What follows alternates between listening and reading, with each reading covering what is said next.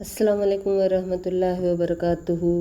آئیے آج ذکر کریں گے سیدہ ام رومان رضی اللہ تعالیٰ عنہا کا۔ ان کا خاندانی پس منظر بیان کریں گے۔ ان کا نام زینب تھا، بعض کہتے ہیں ان کا نام داد تھا، لیکن ام رومان کا لقب نام پر غالب آ گیا، وہ اپنے اسی لقب سے مشہور و معروف ہوئیں۔ والد کا نام عامر بن اویمر تھا۔ زمانہ جاہلیت میں ان کی شادی حارث بن سنجرہ زدی کے ساتھ ہوتی ہے، اور یہ اپنے قوم میں بلند مقام و مرتبہ رکھتے ہیں۔ ان سے ایک بیٹا ہوتا ہے جس کا نام طفیل بن حارث رکھا جاتا ہے۔ یہ خاندان جزیرۃ العرب کے صدات نامی مقام پہ قیام پذیر تھا۔ پھر حارث اپنے اہل خانہ کو لے کے مکہ روانہ ہوتے ہیں اور وہیں پہ رہائش اختیار کر لیتے ہیں۔ آپ کو یہ معلوم ہوگا کہ اس زمانے میں یہ قانون تھا کہ باہر سے جو بھی لوگ آتے وہ مکہ میں کسی اثر و رسوخ رکھنے والے آدمی کا ایک طرح سے اس کی کفالت میں آتے یا اس کو اپنا حلیف بناتے۔ حلیف کے بغیر ان کی زندگی ان کو زندگی گزارنا بہت مشکل ہوتا تھا، اور اگر کسی کا کوئی حلیف بن جاتا تو وہ سمجھیں کہ اس کا سرپرست ہوتا۔ بہرحال زندگی آسانی سے گزر بسر ہونے لگی، مگر اللہ کو یہ منظور تھا کہ ان کی وفات ہو جاتی ہے، اور یہ واقعہ نبی کریم صلی اللہ علیہ وسلم کی بعثت سے پہلے کا ہے۔ جزیرۃ العرب میں ایک رواج یہ بھی پایا جاتا ہے کہ جب کوئی شخص وفات پا جاتا ہے تو اس کی بیوہ کی شادی کرنے میں جلدی کی جاتی ہے۔ یہ عمل مرنے والے کی عزت اور تکریم کا سبب بنتا ہے۔ آج ہم ہندوانہ ماحول میں رہ کے ان کے رسم و رواج کو اپنا چکے ہیں، اس لیے ہمیں لگتا ہے کہ دوسری شادی یا بیوہ کی شادی کرنا بڑے عار اور عیب کی بات ہے، مگر یہاں کہا جا رہا ہے کہ مرنے والے کی عزت اور تکریم کے لیے کی جاتی ہے۔ بہرحال حضرت ابوبکر ان سے شادی کر لیتے ہیں، اور ان کو اللہ 2 بچے عبدالرحمن اور حضرت عائشہ پیدا ہوتی ہیں، اور جو آگے چل کے ام المومنین کا شرف حاصل کرتی ہیں۔ یہ اپنے شوہر کے گھر زندگی خوشی اور آرام سے گزار رہی ہوتی ہیں کہ اللہ تعالیٰ کو ان کے گھر پہ ایک نور برسانا ہوتا ہے۔ حضرت ابوبکر آتے ہیں، خوشخبری سناتے ہیں کہ میں نے اسلام قبول کر لیا ہے، اور اب یہ کہ مجھے اللہ کے رسول صلی اللہ علیہ وسلم کا پیغام لوگوں تک پہنچانے کا فریضہ بھی سر انجام دینا ہے، نئے دین کے احکامات کی وضاحت کرنے کی سعادت بھی حاصل کرنی ہے۔ اور بہرحال حضرت ابوبکر یہ محسوس کرتے ہیں کہ دعوت کا آغاز سب سے پہلے اپنے گھر میں دینا چاہیے۔ سمجھدار شوہر کا یہی رویہ ہوتا ہے کہ جب تک گھر میں اعتماد کی فضا نہیں ہوتی، میاں بیوی میں تب تک تعلق مضبوط بھی نہیں بنتا۔ اور ہمارے ہاں تو اکثر شوہر اپنے آپ کو اتنا بڑا سمجھتے ہیں کہ وہ بیویوں سے کوئی چیز شیئر کرنا، ان کو بتانا اپنے عزت کے خلاف ان کو سمجھ میں آتا ہے۔ لیکن حضرت ابوبکر زیرک آدمی تھے، ان کو معلوم تھا اپنی رفیق حیات کا، تو بہرحال انہوں نے اسلام قبول کر لیا، اور اپنے اسلام قبول کرنے کا حضرت ابوبکر نے ان کو منع کیا کہ ابھی کسی کو نہ بتائیں جب تک ماحول سازگار نہ ہو جائے۔ سیدنا صدیق نے یہ محسوس کیا کہ دعوت کا آغاز اپنے قریبی رشتہ داروں سے کیا جائے تاکہ رشتہ داروں میں اعتماد کی فضا زیادہ ہو جائے۔ ان کی زندگی میں ایک یہ بھی گھر والوں کی زندگی میں کمی ہوتی ہے کہ خاوند اپنی بیوی سے شیئر نہیں کرتا، تو اس طرح سے اعتماد کی فضا قائم نہیں ہوتی۔ لیکن حضرت ابو بکر تو پھر حضرت ابو بکر تھے، سب سے زیادہ بہترین انسان نبیوں کے بعد، تو وہ اپنے گھر میں اعتماد کی فضا کیوں کر نہ پروان چڑھاتے۔ بہرحال حضرت رومان کو انہوں نے اپنے نقش قدم پہ چلنے کی دعوت دی اور انہوں نے فوری طور پہ اسلام قبول کر لیا اور دائرۂ اسلام میں داخل ہونے کی سعادت حاصل کر لی۔ لیکن حضرت ابو بکر نے ابھی اپنی بیوی سے کہا کہ اپنے مسلمان ہونے کو راز میں رکھیں، کسی کو نہ بتائیں۔ یہ صورتحال اس وقت تک رہے گی جب تک اللہ رب العالمین سازگار ماحول نہ بنا دیں۔ حضرت ابو بکر اللہ کے رسول صلی اللہ علیہ وسلم کو اپنی بیوی کے اسلام قبول کرنے کا بتاتے ہیں تو آپ صلی اللہ علیہ وسلم بہت زیادہ خوش ہوتے ہیں۔ رسول اللہ صلی اللہ علیہ وسلم کے اکثر و بیشتر حضرت ابو بکر کے گھر آمد و رفت تھی، کیونکہ وہ ان کے دوست تھے، تو یہ گھر ان کے لیے دوسرے گھروں کی نسبت زیادہ محفوظ و مامون تھا اور کسی کو شک بھی نہ ہوتا۔ رسول اللہ صلی اللہ علیہ وسلم جب بھی تشریف لاتے تو یہ دونوں میاں بیوی وفا کے پیکر بہت شوق سے خوش آمدید کہتے۔ رسول اللہ صلی اللہ علیہ وسلم کے آنے سے جیسے ان کے گھر میں بہار سی آ جاتی، فضائیں جھومنے لگتی، گھر کے آنگن میں مسرت و شادمانی برسنے لگتی۔ اس اعتبار سے حضرت رومان کا گھر بڑا بابرکت ثابت ہوا کہ اس میں سب سے پہلے قرآنی آیات کی تلاوت ہوئیں، اسلام کا جھنڈا لہرایا، اور یہ گھر ایسا روشن عالم اسلام کے لیے بنا جہاں سے اسلام کی دعوت کے نور ہر سو پھیلنے لگے۔ ازدواجی زندگی کے بارے میں بات کریں تو یہ اپنے خاوند حضرت ابو بکر کی بہترین معاون ثابت ہوئی۔ بہترین رفیق حیات تھی، بہترین خاتون تھیں، اور ان سے بڑھ کے سعادت مند کون ہو سکتا ہے جن کے گھر میں اعلیٰ و ارفع، بہتر و برتر رسول اکرم صلی اللہ علیہ وسلم روزانہ کی بنیاد پہ تشریف فرما ہوتے۔ ان کے خوش نصیبی کے کیا کہنے، جس کے گھر اللہ سبحانہ و تعالیٰ کا بہتر و برتر فرشتہ وحی لے کر آسمان سے آتا۔ بہرحال یہ اللہ کے کلمے کی سربلندی کے لیے کمر بستہ تھیں۔ ان کی ذاتی جد و جہد کے ساتھ بے دریغ مال اور دولت خرچ کرنا بھی تھا۔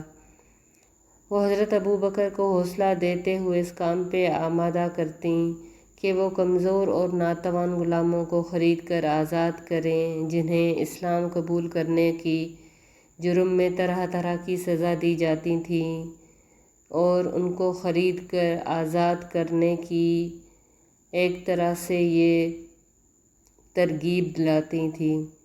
بیوی کی طرف سے انسان کو، شوہر کو اس طرح کی حوصلہ افزائی ہو، تعاون ہو، تو اس سے بڑھ کر شوہر کے لیے اور کیا ہو سکتا ہے۔ اگر ایمان اس طرح کا ہو تو پھر میاں بیوی خیر کے کام میں آگے بڑھتے جاتے ہیں، اللہ کو راضی کرتے جاتے ہیں۔ حضرت رومان کو اس بات کا احساس تھا کہ اسلام نے اس گھر کے اندر اور باہر ازدواجی ذمہ داری کو نبھانے کا حکم دیا ہے۔ گھر کے اندر اس لیے ضروری ہے کہ وہ خاوند کی خیر خبر، اس کی ضرورتوں کا خیال رکھے، اپنے بچوں کی تعلیم و تربیت پہ توجہ دے۔ اور یہ کیسی دلچسپ صورتحال ہے کہ گھر میں ایک تر و تازہ کلی حضرت عائشہ بھی پروان چڑھ رہی ہیں، جو آگے چل کر ام المومنین اور بہترین فقیہہ بننے والی ہیں، جن سے ایک عالم کو اسلام کی تعلیم حاصل کرنی ہے۔ تو حضرت رومان کو ساری چیزوں کا ادراک تھا۔ گھر سے باہر رسول اللہ صلی اللہ علیہ وسلم اور اپنے شوہر حضرت ابو بکر کو اسلام کے دشمنوں کی طرف سے ملنے والی تکالیف پہ ان دونوں کو دلاسا دیتی، اور ظاہر ایسا معلوم ہوتا ہے کہ ابھی پردے کی آیات نازل نہیں ہوئی تھیں اور بعد میں بھی یہ ان کی ساس ہی بن جاتی ہیں، تو یہ ان کا حوصلہ بڑھاتی تاکہ ظالموں اور شرپسندوں کی ریشہ دوانیوں کا یہ دلجمی سے مقابلہ کر سکیں اور ان دشمنوں کی جانب سے پہنچنے والی تکلیفوں کو برداشت بھی کر سکیں۔ آپ صلی اللہ علیہ وسلم کے ساتھ رشتہ داری ہوتی ہے تو یہ بہت زیادہ خوش ہوتی ہیں کہ رسول اللہ صلی اللہ علیہ وسلم کی خوش دامن بننے کا اعزاز اللہ انہیں دے رہے ہیں۔ خوش دامن اسلام میں ساس کو اردو میں ساس کو کہتے ہیں۔ جب ان کو معلوم ہوتا ہے کہ آپ صلی اللہ علیہ وسلم نے ان کی بیٹی کے لیے رشتہ بھیجا ہے تو نہایت خوش ہوتی ہیں۔ اے خاندان ابو بکر، اس سے بڑھ کر خیر و برکت تم پر اور کون سی نازل ہو سکتی ہے؟ اس سے بڑھ کے فضل اور شرف کیا ہو سکتا ہے؟ اس سے بڑھ کے کون سا اعزاز حاصل ہو سکتا ہے کہ رب عالمین 7 آسمانوں کے اوپر سے حکم دے اور اپنے سفیر حضرت جبریل کو وحی دے کر بھیجے کہ نبی کریم صلی اللہ علیہ وسلم کو اس بابرکت شادی کی اطلاع دیں۔ تو بہرحال رومان کو اللہ نے یہ سعادت بخشی کہ ان کی بیٹی سے نہ صرف یہ کہ نبی کریم صلی اللہ علیہ وسلم جو آخری نبی ہیں، نبیوں کے سردار ہیں، نہ صرف یہ کہ وہ ان کی بیٹی ان کی بیوی بھی بننے جا رہی ہے، بلکہ من پسند بیوی کا رتبہ بھی حاصل کرنے جا رہی ہیں۔ بہرحال نکاح ہو جاتا ہے اور رخصتی مدینہ میں ہوتی ہے۔ مدینہ کی طرف جب یہ ہجرت کرتے ہیں تو نبی کریم صلی اللہ علیہ وسلم مدینہ پہنچ کر ان لوگوں کو بلواتے ہیں، یعنی کہ حضرت ابو بکر اپنے گھر والوں کو اور نبی کریم صلی اللہ علیہ وسلم اپنی بیٹیوں اور حضرت سودا کو جن سے ان کا اس وقت نکاح اور رخصتی ہو چکی تھی۔ مدینہ منورہ پہنچ کر رسول اکرم صلی اللہ علیہ وسلم نے مسجد نبوی اور اس کے ساتھ ملحق امہات المومنین کی رہائش کے لیے حجرے تعمیر کرنے کا حکم دیا۔ سیدہ رومان رضی اللہ عنہا نے ہجرت کے بعد جب مدینہ منورہ میں رہائش اختیار کر لی تو ان کے ذہن میں یادوں کی بارات محو سفر ہوئی۔ ان کے خیال میں پہلے خاوند کی رفاقت اور اس کے ساتھ مکہ معظمہ کی طرف منتقل ہونا، وہاں پہلے خاوند کی وفات، اس کے بعد حضرت ابو بکر کے ساتھ دوسری شادی ہونا، اسلام میں داخل ہونا اور پھر اللہ تعالیٰ کی منشا کے مطابق سید المرسلین کا داماد بننا، یہ خیالات ان کے ذہن میں آتے ہیں اور وہ ان پہ نازاں رہتی ہیں۔ جب سیدہ عائشہ پہ بہتان لگتا ہے، جس کو واقعہ افک سے جانا جاتا ہے، جب حضرت عائشہ پہ بہتان بازی ہوئی تھی تب حضرت رومان کے گھر پہ کالی گھٹاؤں نے غموں کی صورت اختیار کر لی۔ پرسکون زندگی میں جیسے تالاب میں کنکر مارا جائے، اس طرح ان کی زندگی کو گہنا گیا۔ رئیس المنافقین عبداللہ بن ابی نے بہتان تراشی کا گھناؤنا کردار ادا کیا اور اس معاشرے میں اس کا خوب ڈھنڈورا پیٹا، اور پھر اس ناعاقبت اندیش نے صدیقہ کائنات، دنیا کی عظیم ترین عورت، ام المومنین جیسی معصوم اور بھولی عورت پہ الزام تراشی کی، ان کی پاک دامنی عفت و عصمت پہ انگلی اٹھائی اور وہ بھول گیا کہ جس خاتون پہ وہ الزام تراشی کر رہا ہے وہ سیدہ ام رومان اور حضرت ابو بکر کی ایک تربیت کے نتیجے کے طور پہ ابھری ہیں، تو یہ کیوں کر ہو سکتا ہے کہ ان سے کوئی ایسی بات سر انجام ہو سکے؟ بہرحال اللہ نے اس کا کھانا خراب کرنا تھا اور اس کو درک اسفل میں جھونکنا تھا۔ بہرحال جب یہ واقعہ پیش آتا ہے اور ان خاتون کے لیے جو تقوی اور طہارت کی بلند چوٹی پہ فائز تھیں، جنہیں اللہ نے اپنے رسول کی محبوب بیوی کا درجہ دیا، جنہیں اللہ نے اپنے رسول کی رفاقت کے لیے منتخب کیا، وہ بھلا کیسے اس طرح سے ہو سکتی ہیں؟ لیکن وہ بدبخت ایسا نکلا کہ یہ ساری چیزیں بھول گیا۔ حضرت ام رومان کو ظاہر ہے یہ اس بیہودہ گوئی پہ بہت شدید دکھ ہوا، یہاں تک کہ ایک بار وہ بے ہوش ہو کے زمین پہ گر پڑیں، لیکن پھر اللہ پہ پختہ ایمان نے انہیں صبر کا دامن تھامنے اور اللہ کی کتاب قرآن مجید پر عمل پیرا ہونے پہ آمادہ کیا۔ وہ اللہ کے سامنے گڑ گڑانے لگی کہ اللہ اپنے فضل و کرم سے ان کے خاندان کو اس غم سے نجات دیں، اور بہرحال وہ بہت صبر والی خاتون تھیں۔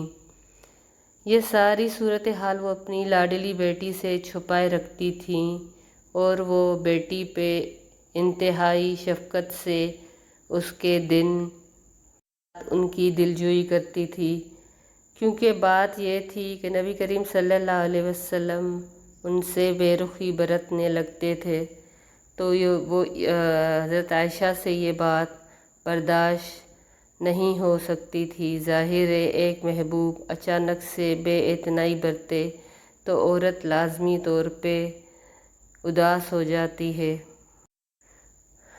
ایک صحابیہ ہیں ام مستح، ان کے ذریعے سے حضرت عائشہ کے کانوں میں یہ بات پہنچ جاتی ہے۔ حضرت عائشہ شدید غم میں مبتلا ہو جاتی ہیں اور ان کو اس راز کا پتہ چلتا ہے کہ کچھ عرصے سے رسول اللہ صلی اللہ علیہ وسلم کی یہ بے رخی آخر کیوں کر تھی۔ حضرت عائشہ نے رسول اللہ صلی اللہ علیہ وسلم سے اجازت طلب کی کہ اپنے والدین کے پاس جانا چاہتی ہے۔ آپ صلی اللہ علیہ وسلم نے انہیں جانے کی اجازت دی۔ جب وہ ان کے گھر پہنچی تو کیا دیکھتی ہیں، دونوں غم کی تصویر بنے بیٹھے ہیں۔ انہوں نے والدین کو دیکھ کے رونا شروع کیا، روتے ہوئے ہچکی بن گئی، آنکھوں سے آنسو جاری ہو گئے۔ پھر حضرت ام رومان سے شکوہ کرتی ہیں کہ امی جان، آپ نے پہلے مجھے کیوں نہیں بتایا، مجھ سے یہ باتیں کیوں چھپائیں؟ دیکھیے ان کا بھولا پن کہ اتنا کچھ ہو گیا اور ان کو معلوم ہی نہیں تھا۔ اس سے بڑھ کر ان کے تقوی اور ان کے اعلیٰ کردار کی کیا گواہی ہو سکتی ہے؟ آپ نے مجھ پہ ظلم ڈھایا، میں کیا کروں، کس کو اپنا دکھ سناؤں؟ سیدہ ام رومان غم زدہ لہجے میں پھر بھی شفقت سے کہتی ہیں کہ میری پیاری بیٹی، غم نہ کر، جب کوئی عورت اپنے خاوند کی محبوب نظر ہوتی ہے اور اس کی سوکنے بھی ہو تو اکثر و بیشتر اس قسم کی صورتحال سے دوچار ہونا پڑتا ہے، لیکن جو دل اللہ سبحانہ و تعالیٰ کے ساتھ جڑے ہوئے ہوں وہ اللہ کی یاد سے غافل نہیں ہوتے۔ آزمائش کی گھڑیوں میں وہ اللہ کو یاد کرتے ہیں تو اللہ بھی ان کی لاج رکھتا ہے۔ آپ آج اپنے معاشرے میں دیکھیے، کہاں ملے گی آپ کو اس قدر زیرک اور ایک مدبر خاتون جو اپنی بیٹی کی دلجوئی بھی کرتی ہیں، ساتھ ساتھ اس کو اللہ کی طرف رجوع کرنے کا بھی کہتی ہیں۔ بہرحال اللہ تعالیٰ وحی کے ذریعے سورہ نور میں حضرت عائشہ پہ لگی تہمت کو جھٹلاتے ہیں اور یہ آیتیں نازل فرماتے ہیں جو سورہ نور کی شروعات کی 10 آیتیں ہیں۔ ان آیتوں کو جب وحی ہوتی ہے، نبی کریم صلی اللہ علیہ وسلم خوش و خرم جلدی سے خوشخبری سنانے کے لیے حضرت عائشہ کی طرف لپکتے ہیں۔ بہرحال ہر طرف خوشی اور شادمانی کی لہر دوڑ جاتی ہے اور ان سیاہ اور مکار چہروں پر اللہ تعالیٰ اپنی ذلت اور رسوائی نمایاں کر کے رہتے ہیں اور وہ سارے شرمندگی سے اپنی بغلیں جھانکنے لگتے ہیں۔ اللہ کا بڑا کرم ہوا کہ یہ آیتیں حضرت عائشہ کی شان میں اللہ نے نازل کی اور قیامت تک ان کو پڑھا جاتا رہے گا۔ حضرت عائشہ کے لیے بہت سارے اور اعزاز میں سے یہ ایک اعزاز بھی ہے۔ جنت کی حور حضرت ام رومان کی وفات کا واقعہ ہوتا ہے۔ غزوہ حنین کے دوران سیدہ ام رومان قضائے الہی سے وفات کر جاتی ہیں۔ ظاہر عمر کا تقاضا تھا، طبعی عمر ہو گئی تھی ان کی۔ رسول اللہ صلی اللہ علیہ وسلم ان کی قبر میں اترتے ہیں، یہ کلمات کہتے ہیں: اللہم انت تعلم ما لقیت ام رومان فیک و فی رسول الہی، تو جانتا ہے کہ ام رومان تیرے اور تیرے رسول صلی اللہ علیہ وسلم کی رضا کے لیے کس قدر مصائب و مشکلات کا شکار ہوئیں۔ پھر رسول اللہ صلی اللہ علیہ وسلم نے فرمایا: من سرہ ان ینظر الی امرأۃ من الحور العین فلینظر الی ام رومان، جس کو یہ چیز پسند ہو کہ کسی ایسی عورت کو دیکھے کہ وہ جنت کی حور ہو تو وہ ام رومان کو دیکھ لے۔ اللہ اکبر! کس قدر بڑی بشارت ہے۔ رسول اللہ صلی اللہ علیہ وسلم نے سیدہ ام رومان کے حق میں دعائے مغفرت کی، اللہ تعالیٰ ان پر اپنی رحمت کی برکھا برسائے، انہیں دارالمتقین میں جگہ دے اور ان سے راضی ہو جائے، وہ اپنے رب سے راضی۔ آمین یا رب العالمین۔